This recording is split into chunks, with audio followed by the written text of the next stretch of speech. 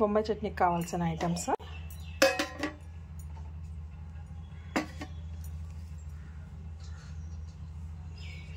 పుట్నాల పప్పులండి, పప్పులు. ఇది మిక్సీకి వేసుకొని పౌడర్ తీసుకోవాలి, పప్పుల పొడి తీసుకోవాలి మనము. చింతపండు అండి, మీరు ఎంత చట్నీ వేసుకుంటారో దానికి తగినట్టు చింతపండు, పచ్చిమిర్చి, కొత్తిమీర, కరివేపాకు. ఇవన్నీ బొంబాయి చట్నీ చేసుకుందాం. ఇదిగోండి, పప్పులు మిక్సీకి వేసి పెట్టుకొని పౌడర్ చేసుకున్నాను.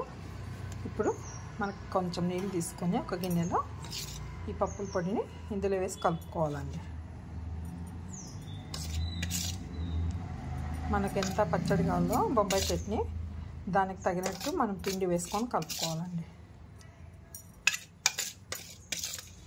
ఇప్పుడు ఉండలు లేకుండా దీన్ని బాగా కలుపుకోవాలండి.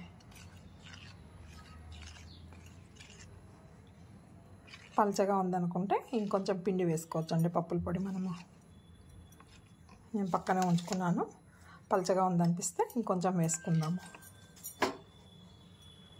ఇప్పుడు చింతపండుని బాగా పిసికి గుజ్జు తీసుకోవాలండి మనకు.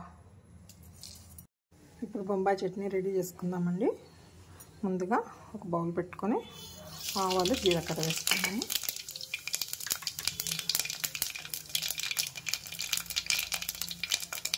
చిక్కట్లాడిన తర్వాత పచ్చిమిర్చి, కొత్తిమీర, కరివేపాకు.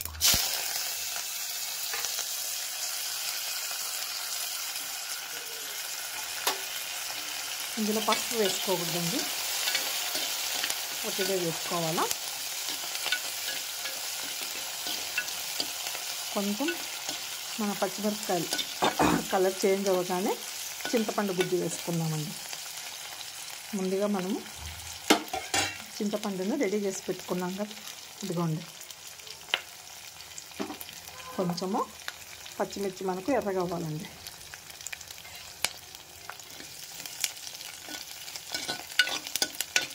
ఇది మామూలు దోశలకు కూడా చాలా బాగుంటుందండి బొంబాయి చట్నీ. మనం ఇప్పుడు చేసుకునే బ్రెడ్ దోశకి కొబ్బరి పచ్చడి, బొంబాయి చట్నీ రెండు బాగుంటాయండి.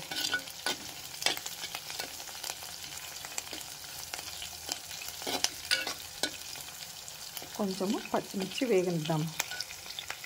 ఇదిగోండి, మన పచ్చిమిరపకాయలు వేగిపోయినాయి. ఇప్పుడు మనం చింతపండు వేసుకుందామండి.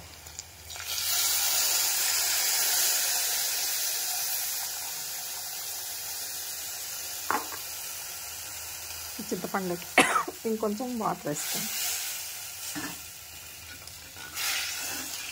ఈ చింతపండు పులుసు బాగా ఉడకాలండి. బాగా మరుగుతున్నప్పుడు మనం కలిపి పెట్టి ఉంచుకున్న ఈ పప్పుల పొడి మిశ్రమాన్ని అందులో వేసుకోవాలి మనం.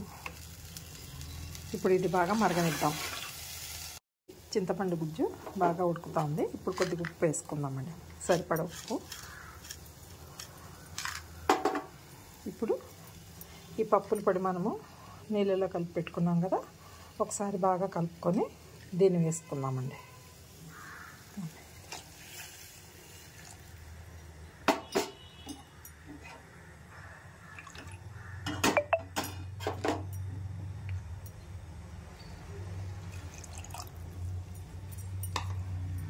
దీన్ని కలుపుతూ ఉండాలండి, లేకపోతే ఉండగట్టిపోతుంది. ఈ పప్పుల పొడి, చింతపండు గుజ్జు బాగా మనకు ఉడకాలండి. కొద్దిగా ఒక పొంగు రాగా స్టవ్ ఆఫ్ చేసుకుందాము. కలుపుతూ ఉండాలా.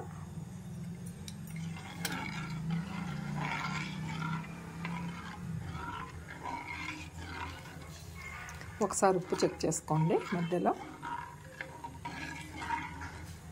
ఇది చల్లగా అయిన తర్వాత కొంచెం గట్టి పడుతుందండి. వేడిగా ఉన్నప్పుడే తినాలా, చాలా బాగుంటుంది టేస్ట్. ఒక 2 పొంగులు రాగానే స్టవ్ ఆఫ్ చేసుకుందాం మనం. చిక్కబడుతుంది చూడండి.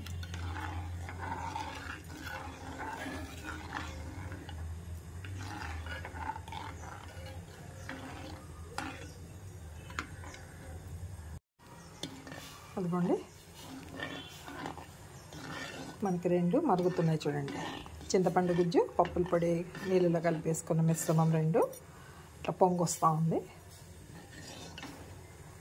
ఒక 2 సార్లు బాగా మరగనిచ్చేసి ఉంది స్టవ్ ఆఫ్ చేసేసుకుందామండి. ఈ వేడికి ఇది బాగా ఉడికిపోతుందండి. ఇప్పుడు కొద్దిగా కొత్తిమీర వేసుకుందాం. అంతేనండి, ఈ వేడికే మరిగిపోతుందండి.